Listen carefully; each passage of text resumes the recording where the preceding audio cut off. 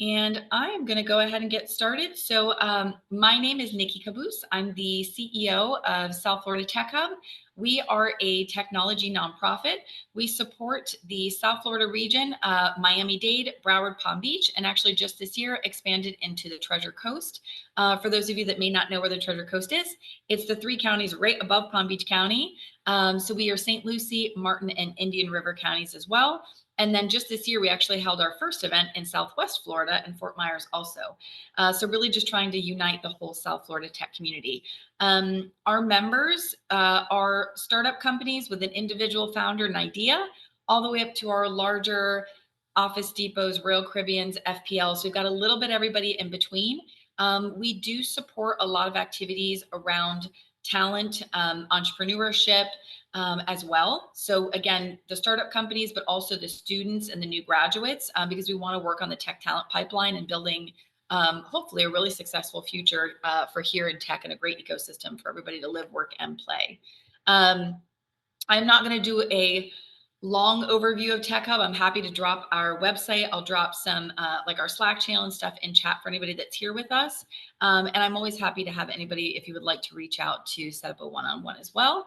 I would like to introduce Brittany Fox. Brittany Fox is not only a wonderful member from Focus Global as her company, but then also she is our Women's Council Chair. So I'm going to give her an opportunity to tell you a little bit about the group and then introduce our speaker this morning.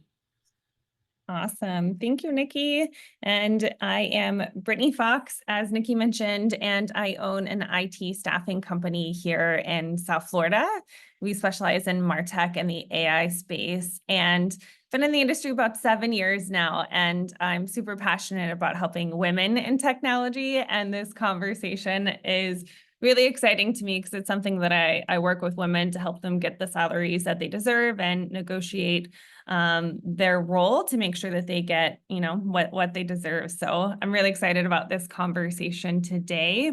And I think it's really perfect timing, right? End of the year, maybe you're thinking about a career transition or you're thinking about asking for that raise, whatever it is. And I know sometimes it can be intimidating to have maybe a hard conversation or to ask for something.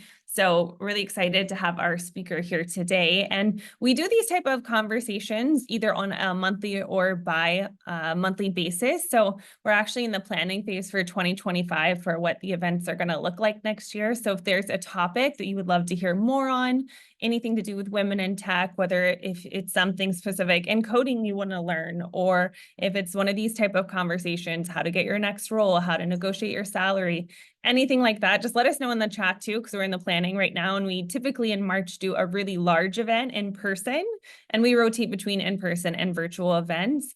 And it's a really great opportunity to network with other women in tech here too. So that's a little bit about the Women's Peer Council. There's also a Slack channel you guys can join and connect with us on there. And today our speaker, Ana Paula, she is someone who really embodies the art and science of negotiation and communication. She has over 15 years of experience as a seasoned executive coach, and she's helped countless individuals and teams achieve transformation and development and empowering professionals to approach challenging conversations with confidence and resilience. And she is an action coach, practice owner, and a certified coach in positive intelligence, conversational intelligence, and red team coaching.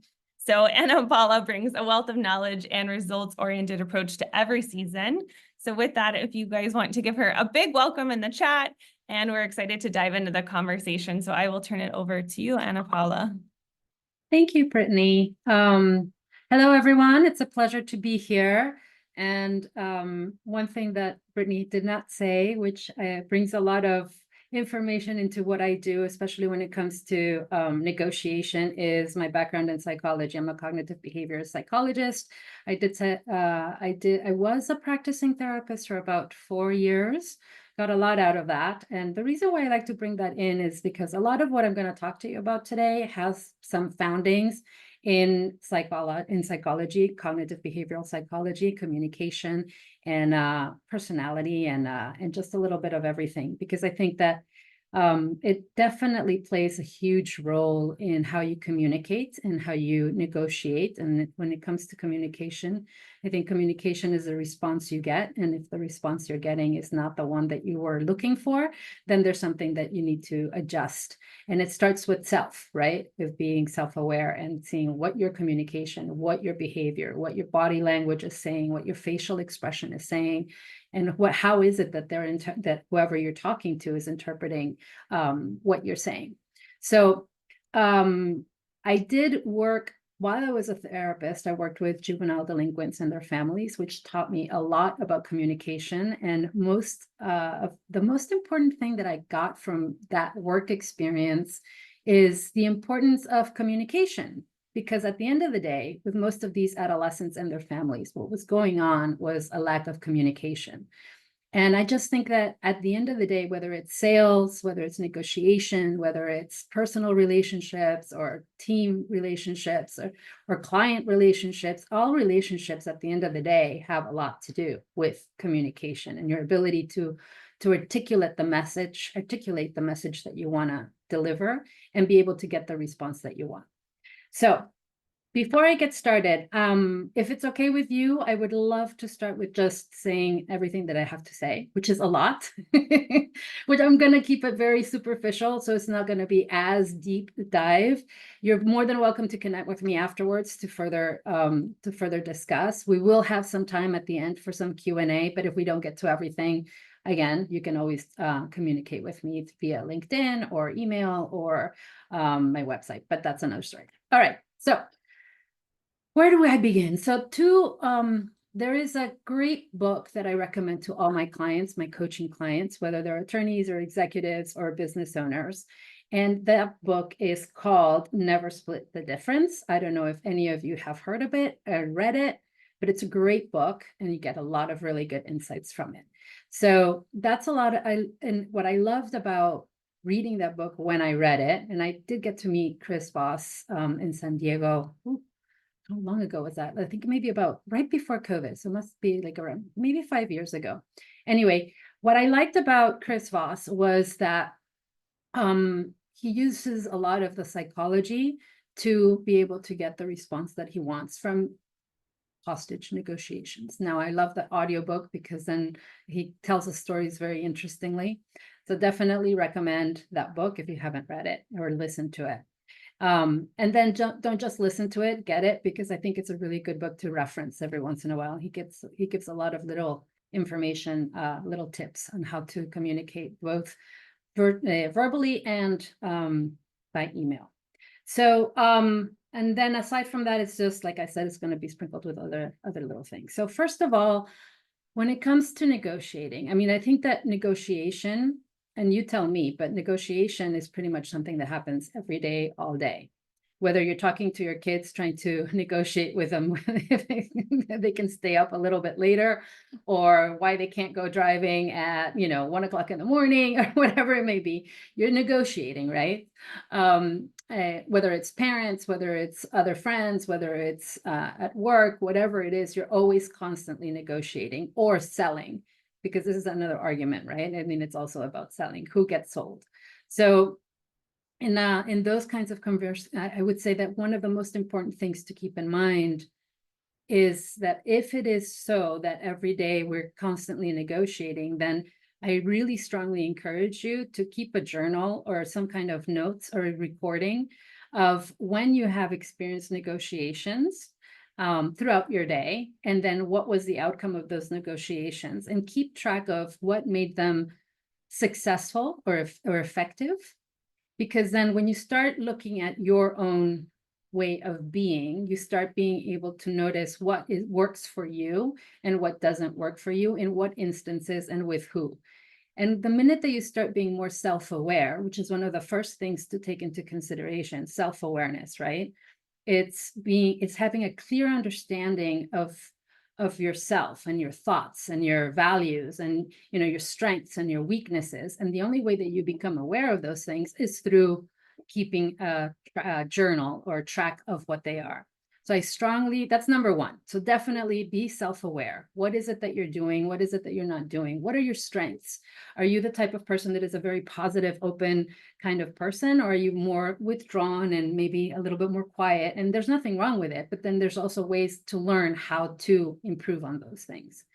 One of the things that I like to do with clients is doing assessments. So many of you might have heard of DISC, which is a behavioral communication assessment tool. I use it a lot, but not from the perspective of pigeonholing them into what they are or what they're not. I like to position it as finding what you're most comfortable with allows you to know how you need to adjust your communication and your behavior depending on who you're talking to, and being able to identify the person that you're talking to. And if you're negotiating for a salary and you're talking to your boss, and depending on, I don't know who you might be talking to in this particular case, it could be a boss, it could be HR, I don't know. But when you are talking to that person, getting to know more about you and getting also to the point where you can identify what their behavior communication style is will allow you to turn that dial to where you need to be in order to get the response that you want, right? So if are you guys familiar with DISC? Yes, no, thumbs up. Okay. So if you know the behaviors, you're not going to be talking to somebody who's a high D like a high I, because high I's tend to be very chatty and they're very talkative and they talk about their dogs and their family and blah, blah, blah, blah. And the high D just doesn't have time for that. They're just more, bottom line oriented and direct and get to the point. So you want to be able to adjust your communication style to that. The other thing to keep in mind when you're journaling what's going on with you is when was the last time that you had some kind of negotiation and how did it go? So how did it go? How did you feel about it? What was the outcome? Was it a favorable outcome? Could it have been better? What will you do differently the next time that you have that kind of communication, whether it's with the same person or with another person? What things are you going to be starting to pay attention to? Where are the strengths, which is awesome, because then you can keep on honing those strengths and become better at whatever it is that you're really good at already, which I like to focus on when I'm working with clients. And then the parts where you're not as strong, perhaps it's better to just tweak them so that you can start learning more about how to hone those skills. I like to think about focusing more on strengths because you'll get a better return on your investment of time and learning and honing those skills than in spending time, becoming something that's not really a good fit. And you can be better and you'll get like maybe a 5 to 10% improvement, but it will never be like an 100% improvement, or not never. I won't say never, but it's going to be harder to get that kind of level of improvement. So if it is something that you're experiencing, so in negotiations, sometimes you might not be as effective in listening, for example. Go out and find out how can you become a better listener. Active listening is one of the most important tools when it comes to negotiation. Recently, I was having a conversation with an executive who was negotiating for a promotion because it was long overdue. And initially she was concerned about the fact that it was a new boss that had just come in. So she was saying, I don't have the same rapport. I don't know what he's thinking. I don't know how he's feeling. I don't know if it's there, but I do need that, before the other CEO came on board, before he left, I was promised a raise or a promotion or both. And now I don't know where it stands. So how do I handle that conversation? And one of the most important things that I told her to do was, go in and listen. He brought you in to have a conversation, ask, know what kind of outcome you have in mind, know what outcome you want to have at the end of that conversation, if any specific. If it's just gather information, then that's your goal. I'm going to listen and I'm going to ask questions, which is another tool, by the way, asking good questions. And there's a great book. It's called Questions Are the Answer. And the name of escapes me, and I love him, and he's an MIT professor, and he'll come back to me. But anyway, Questions Are the Answer. It was a great book that it's all about asking questions. and asking questions which get you more information. More information, I mean, it's like the old, you know, thing that everybody says, like, you know, the more the information is power, and it is power because it gets you to know where is it that, yes, Paul Gregerson.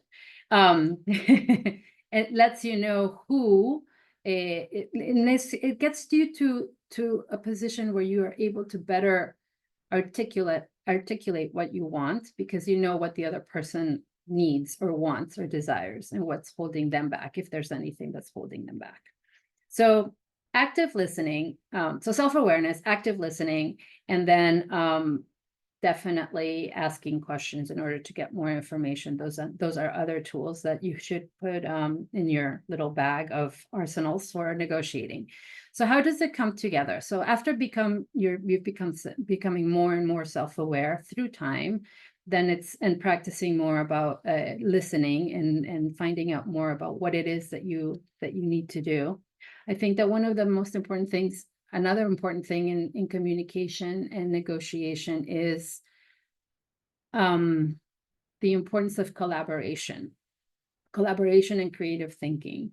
So it's the more that you show interest in the other person or the other people in the room, the better outcome you will have, because there's more care, there's more trust, there's more safety in that. It's not so much a competition. It's not so much about threatening someone. It's more about making them feel comfortable. And for those of you who have read Never Split the Difference, that's one of the things that he talks about how in hostage situations, even though you're dealing with somebody who's very hostile, in order for them to release a hostage, you have to make them feel safe. And sometimes, you know, there's the argument of, like, you know, get more yeses in a conversation and that will lead you to a yes in the sale or in the negotiation. But in this case, it's more about getting them to say no. So if you articulate a phrase like to make them say no, it's, well, so then for example, when you're negotiating for a salary, if for some reason, you know, you prepared your presentation, you said, this is what I'm looking for, this is what I want, and then you get there and your boss, who has already said, yes, I'm going to sit down with you and talk to you about this, he comes in and then he says, you know what, that's great presentation, but right now we don't have the budget, we're going to have to wait on it. And you kind of get bummed about it, right? Because you're like, you told me you were going to sit down with me to have this conversation, and you're kind of leading me on, right? I made this whole presentation of why I deserve this, and now you're telling me that there's no budget, like, and you feel angry, you feel sad, you feel upset. And instead of answering back with those emotions and those feelings, if you answer back with something like, it sounds like you might have pressure from upper management saying that there isn't a budget for this. Am I right in thinking that way? I think that if you put it from that perspective of, it sounds like, instead of saying like, I think that you are this, it takes away the emotion by taking out the I in the phrase, but it also allows that person to think that you're listening to the unspoken stuff that's going on, which allows them to have a little bit more of a safety, like less threatening situation for them, and be able to say like, well, you know what, actually, I am having a lot of pressure. You know, the budget is not there. We have to do a lot of things in other places and cut a lot of things. And then by you listening to the pressures that other counterpart has, then you also start being more open to, and they start being more open to you. And to the point where it might even be, it opens a dialogue that is safe.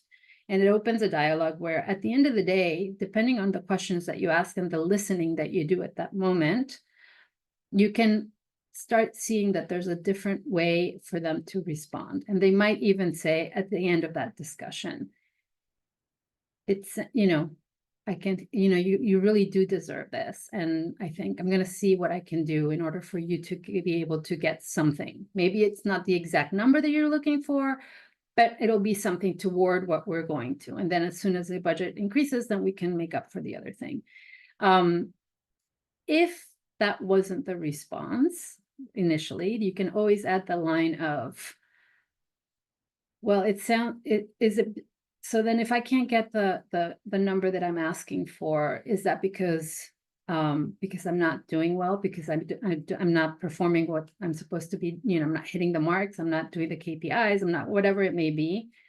And then usually the response will be no, because usually, I mean, you only say that because you know that you've been hitting them, right? I mean, that was your whole presentation, that you've been doing everything that you were supposed to be doing and then some.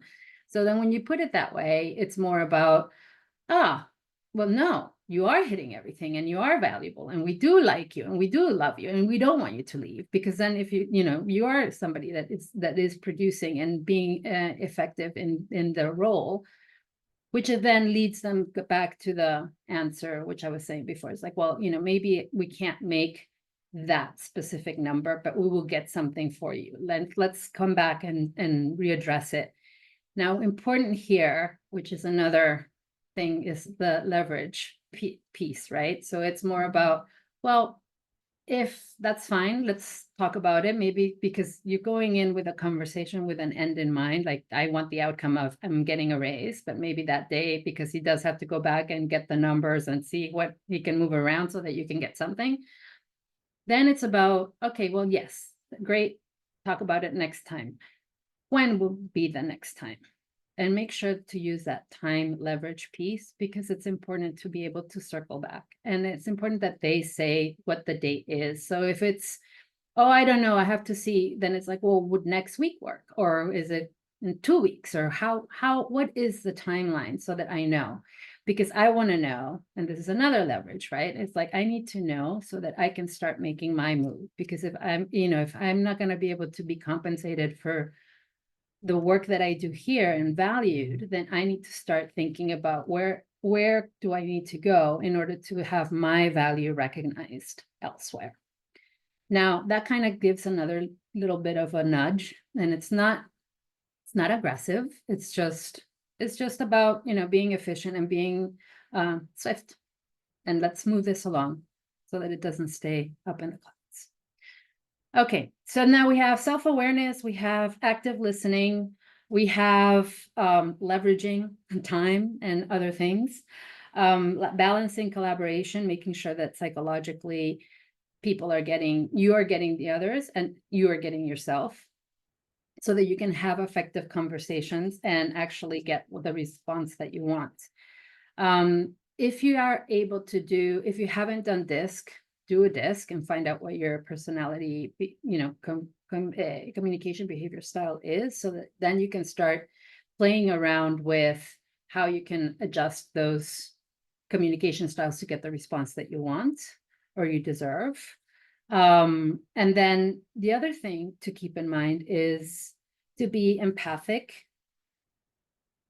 Empathy goes a really long way. And sometimes when we're negotiating, we forget that there's another person, another human being on the other side that is going through other things. So I think that it's important to identify and be able to put yourself in the other person's shoes as well. Whether you are the one whether you're the boss or you are the employee, whichever one side you're in, be empathic and be open to communication and having an open and honest discussion about what needs to happen. I think that open and honest communication in a negotiation and communication in general, whether it's professionally or personally, or like I was telling you in the beginning with teenagers and their parents, it's important to have that open, honest communication so that things can actually get worked on. And the only way that happens is by being able to create that safety space. And the safety space, or that safe space that many people talk about, is the part where empathy happens, where curiosity happens. So going back to questions, being curious, why is it that it's not happening? Why is it that we can't do this? Or why can't we move forward? Or what are other opportunities that we can be looking into? If it's not this, then what? And I think that the more that you're able to invite that curiosity, the more that you will be able to have that collaboration. And then it's more of a, let's find a win-win win. And it could be like 3 different wins. It could be 2 wins, whatever it may be, but it doesn't have to just be one-sided. It can be, you have to be open to explore other opportunities. And so by you being open to explore, then that also invites the person that you're talking to be open to explore as well and be curious. And well, maybe, you know, like we were talking about the example before, maybe the guy was like, well, yeah, there is a tight budget and maybe this is not the way, but maybe we can figure out a different way in which you will still be able to get what you're looking for. In the case of my client that I was telling you about, she was able to, yes, she did get her promotion. It wasn't immediate, but it was in 6 months because the new CEO had to get a good bearing and the lay of the land before he could start making these kinds of decisions. But in the interim, she was being groomed to continue with that promotion, and she was able to continue to expect that increase in salary and then at the same time, in the meantime, it wasn't the initial increase that she wanted, but it was eventually met at the end of the 6 months. So there's different ways to get what you want, and sometimes it's about being a little bit open. Sometimes it's not the same. There was a young girl that I was coaching, and in her case, she was still an adolescent, and it was more about a friend of mine asked me if I could coach her, and it was because she had been turned down from her #1 decision for college, which was Dartmouth, and she was very devastated and very upset because she was like, everybody told me that I was going to get in and and I was like, you know, there's many ways to get into Dartmouth. Maybe it's not this semester, but maybe this semester you do something else and then you apply later. And maybe later you will get in and it won't be so competitive because it will be the second year and there'll be more space because most people that started in the first year might have left already. And it's not like a bunch of freshmen trying to get in all at the same time. So it's trying to find different ways to see in perspectives from others, right? It's how do you get others to see things differently, and how do you get to start seeing things in a different way, through a different glass, through a different light, in order to see, yeah, you know what, maybe there is a different way about this, and maybe this is a way for me to get what I want, but just it might take a little bit longer, or not. Maybe it's just a different place. Maybe it's a different role. Maybe it's a different combination of things. So being open to empathy and creativity is what allows you to have different perspectives. And by getting different perspectives, it's a lot easier to find different solutions. Not compromising, because that's the whole thing about not splitting the difference, right? But it's more about how can I still get what I want, but in a different way, perhaps, right? So there is a difference. Instead of saying, okay, fine, I'm never gonna get a promotion, I'll just start looking for another job. That's kind of being complacent and kind of like sticking with it. But at the same time, it's also standing up for yourself and saying, this is what I'm willing to do, and this is what I'm not willing to do. So being able to say no gives you power, but you know, going back to the self-awareness, what is it that you want? What is it that you don't want? What is the outcome that you want to have? And then find the different ways in opportunities in which you can get that change. So finding out that clarity, and then also finding out what is the situation on the other side, and getting as much information on the other side as you can, by being curious, allows you to formulate a good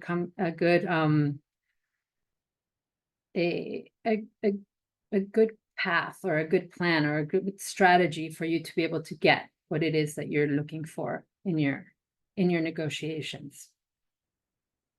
So another thing that I think that it's important is, so you did all this pre-work, you did your self-awareness, you already decided, and you're very clear on what you're going to be doing or what you want, and how you're going to do it.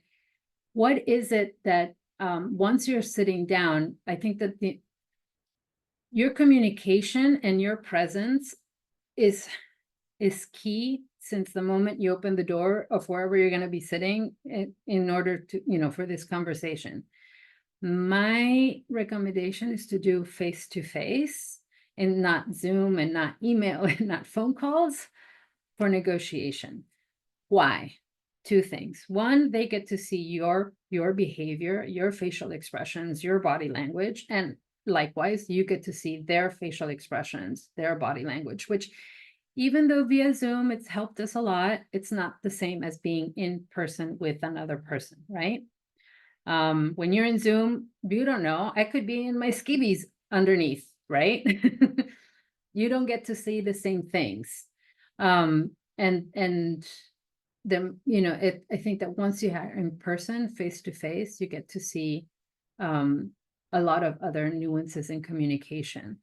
You also get to be more personable, and then you're also more specific in you're able to see that person there. So it's if they're present, you're able to see it, whilst when you're on Zoom, sometimes you don't get to get that same presence that you get when you're in person.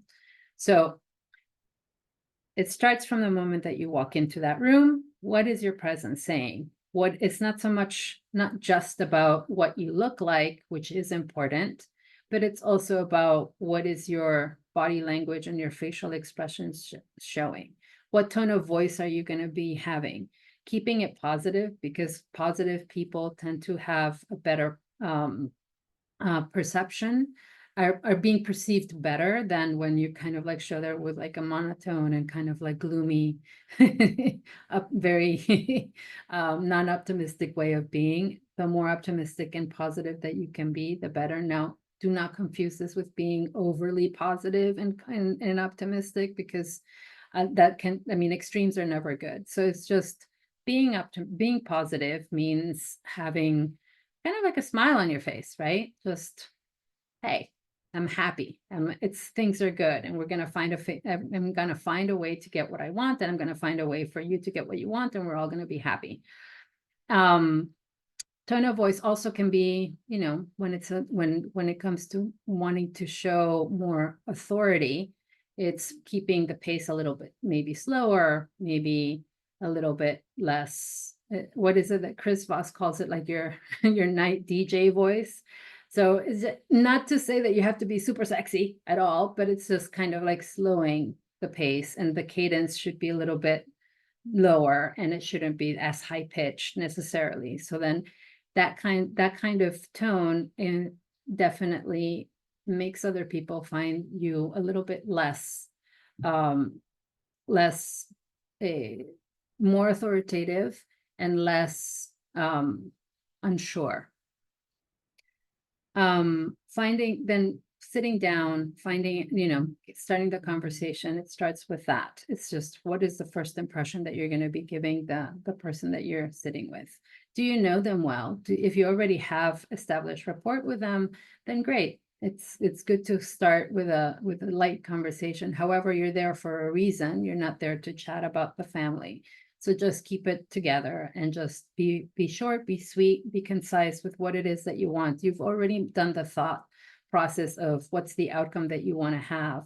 So with that in mind, it's just, I'm a little bit more intuitive. There's other people that like to be a little bit more factual. If you are somebody that needs to have facts and figures, do the facts and figures before, so that it's not too boring and too lengthy with just like all the facts.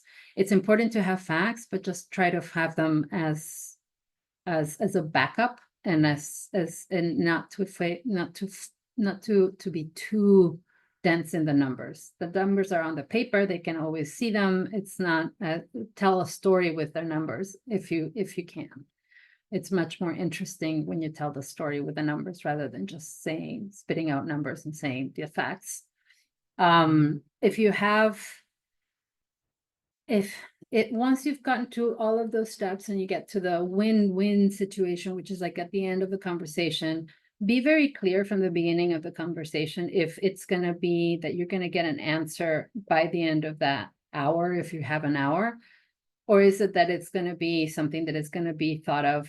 And then going back to what I was saying earlier, try to get a time frame so that you can tell, or they can tell you, you know, by next week, you will be able to get an answer from me. And always make sure that you have the time frame.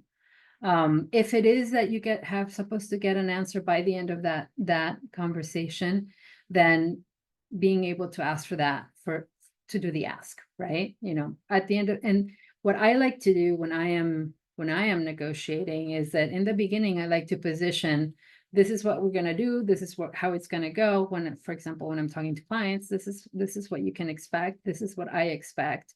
And then by the end of this, our conversation, you should be able to decide whether you want to have this program, this program, this program, or maybe coaching is not for you at the moment. And then is it okay if we can proceed this way? So then that way we know at the end that there has to be a decision to be made, whichever the 3 options that I've given. So in the case of negotiating for a salary, for example, just go in with that intent, and then also be verbal about it and say, by the end of this conversation, I hope that, my expectation is that we will have an agreement on whether or not I am of value to this company and getting my desired raise, if that's what you're going for. Okay, so a lot of stuff has been said. I'm looking at the time, it's already 12:40. So fast, this time flying. Other things, I think that if you can get to one of the things that Chris Voss talks about, is that the black swan.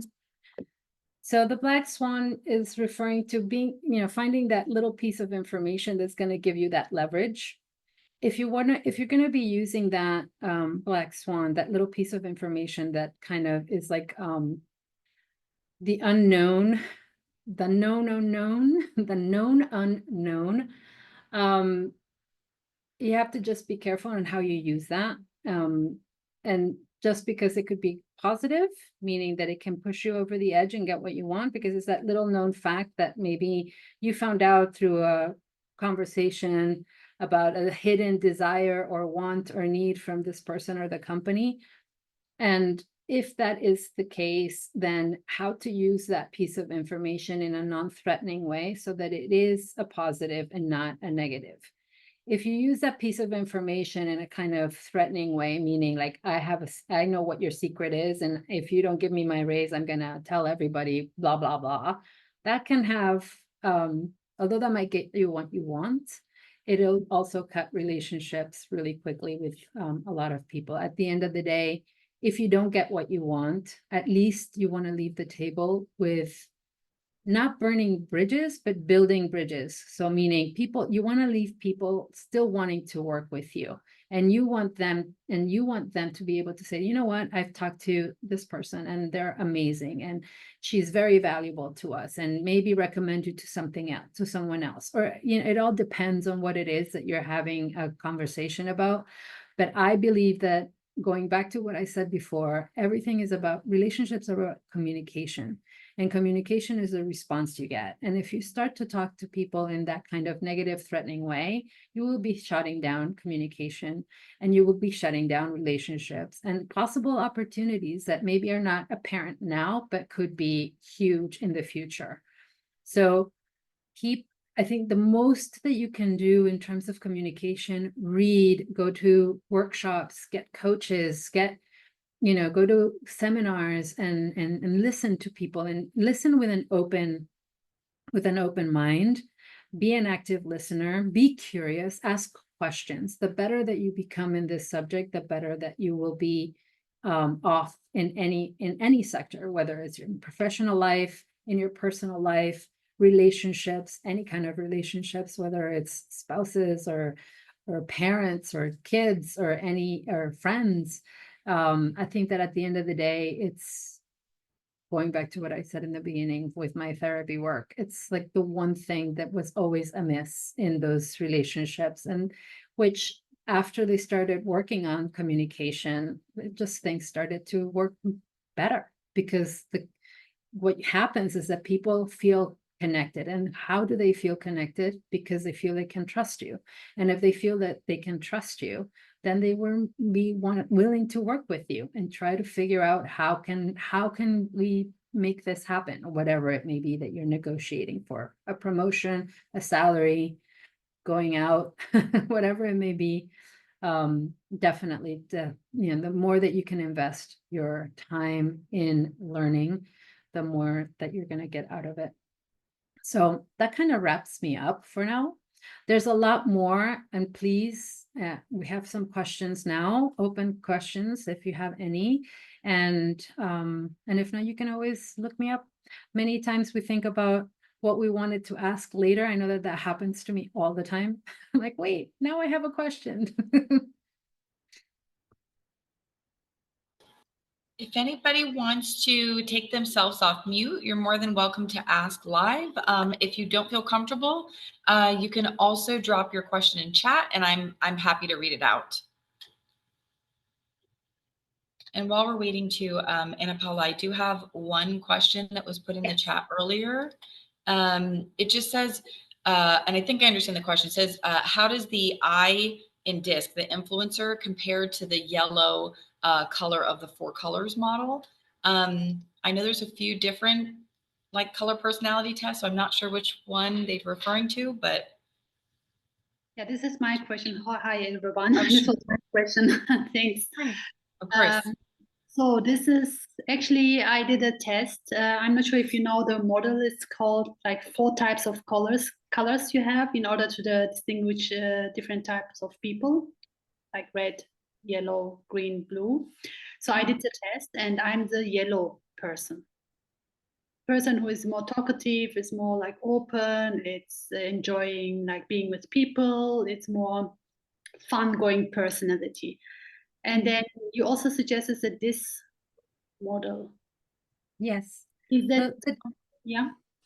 Yeah, in the DISC model, it would be a high I. The influencer tends to be very, very social. So the S and the I in that DISC model tend to be the more social of the 4, and the D and the C tend to be the less social and the more task-oriented of the 4. The difference between an I and an S, even though they're both people, they the I is the type of person that, if I can give an example, is that they get to a party and they talk to everybody and everybody talks to them, and they're very much liked by people. They're very outgoing. The S's are also outgoing, but they like to take their time. So in the case of a party, they will be the ones that first like to kind of be in the background and observe, and then they will approach different people. Probably not everybody, but a couple of people in the room. So there's just like a little bit of a difference between those two. But in what you were describing as the yellow personality would be more of an I than an S, I would say. yes.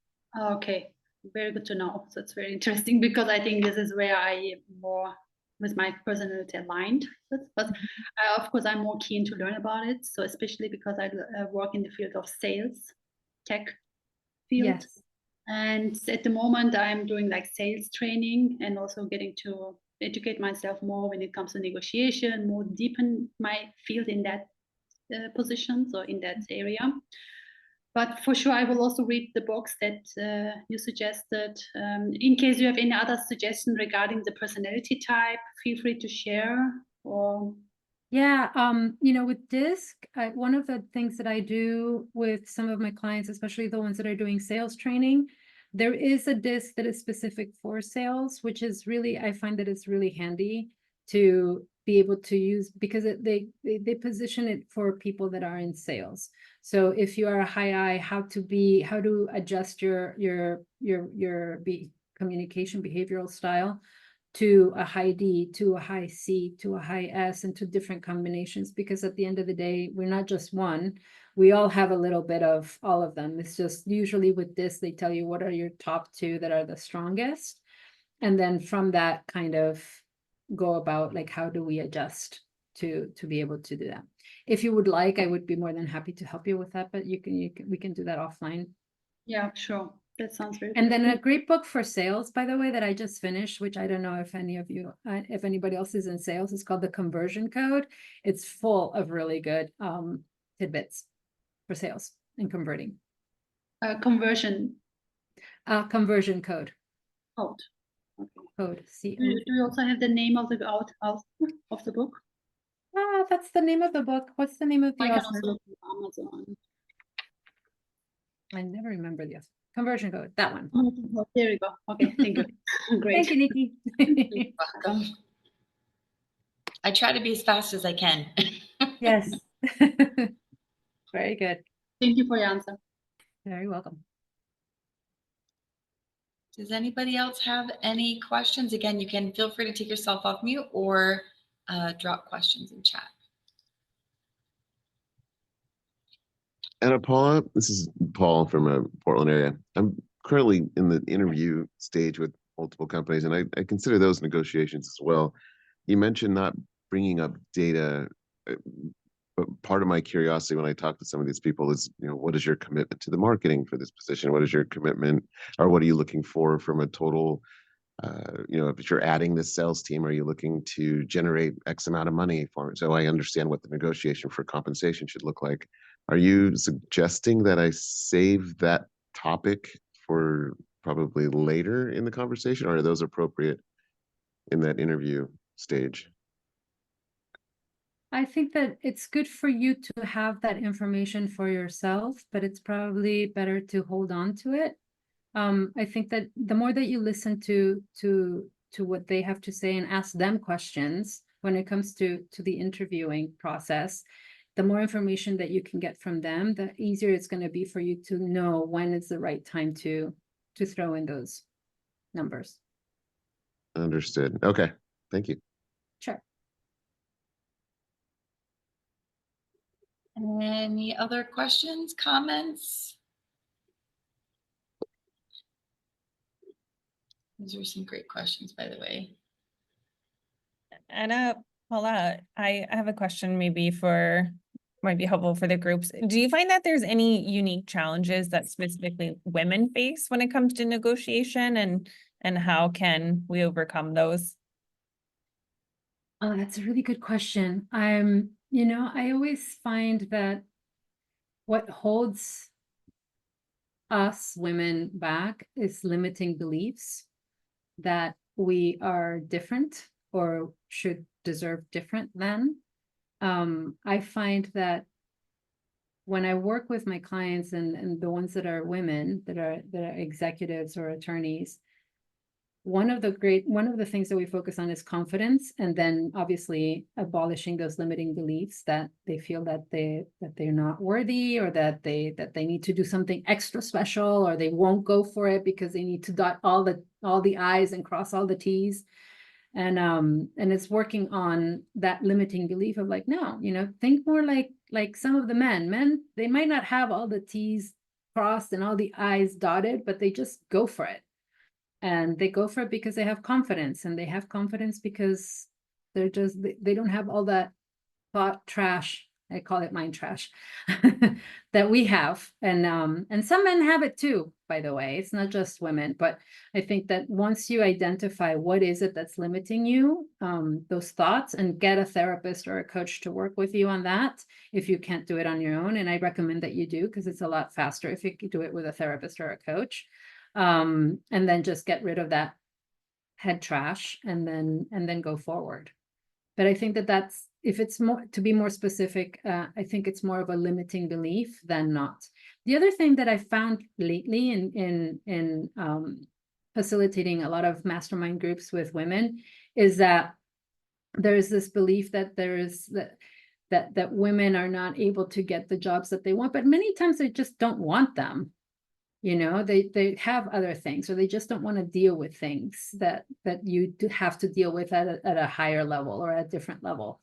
But it's, again, I think it's very limiting beliefs that end up getting women, especially since you asked a question about women, that stop them from going forward. And sometimes they just feel, you know what, I'd rather just start my own business, and then I can do whatever I want. It's a really great point. And I had one comment to that. I was thinking, and then Javier, I'll get to you.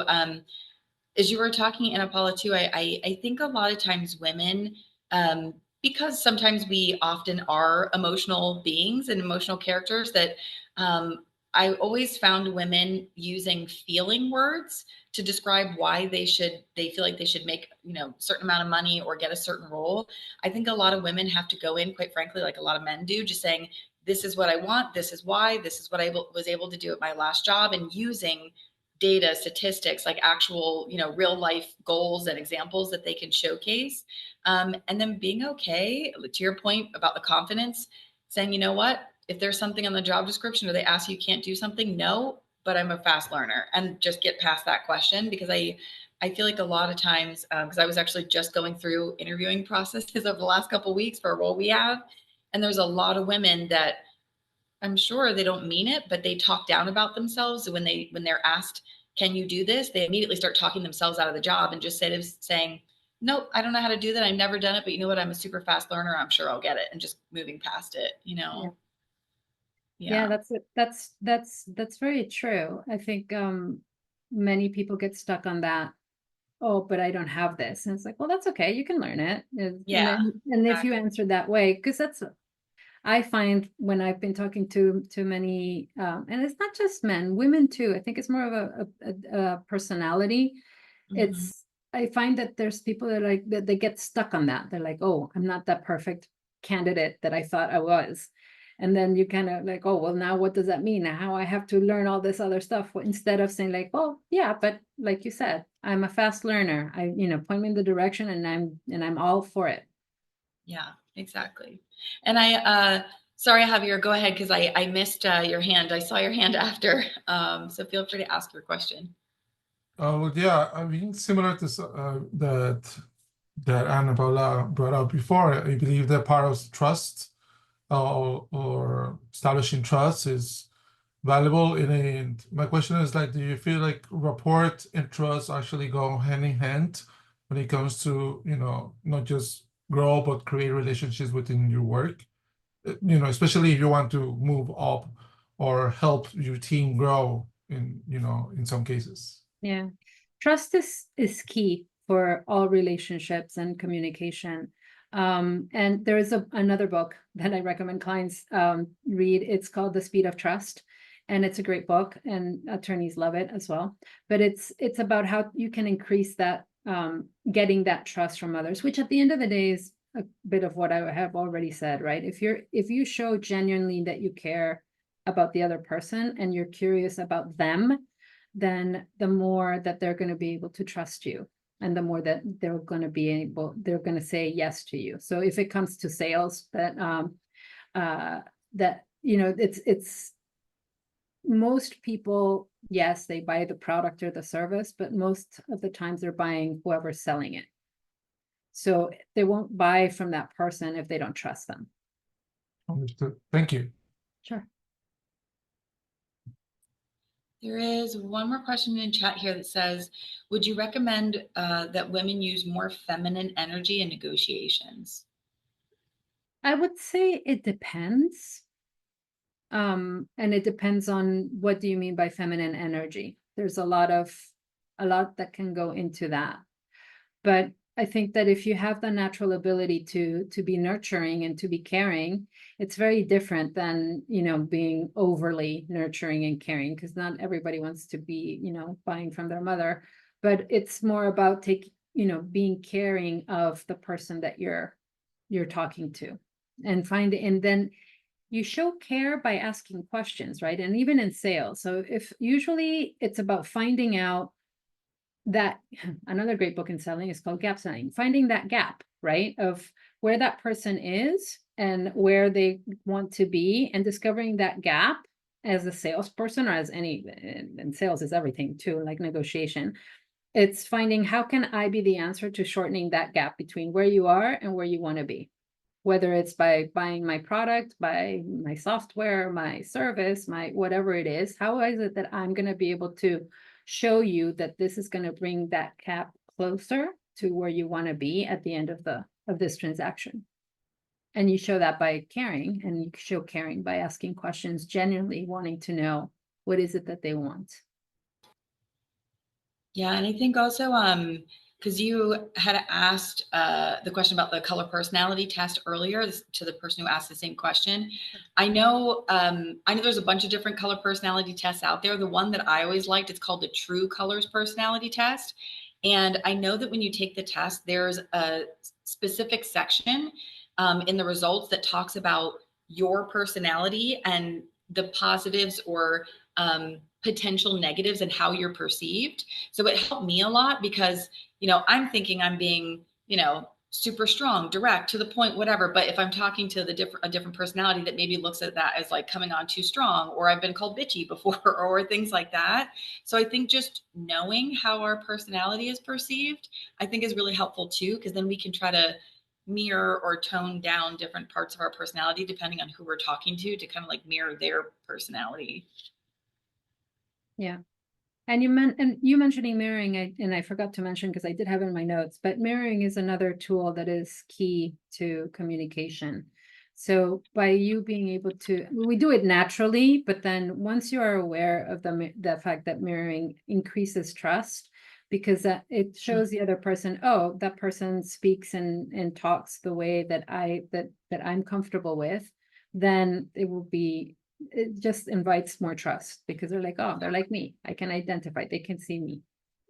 Exactly. Yeah, I think that's the key word, the identification of yourself and another human being makes you feel like you can trust them even if you don't know them. Yeah. That's a really key point. Cool. Well, these were wonderful questions. Thank you for everybody that asked questions. Brittany, do you want to close this out and say a couple words? Sure.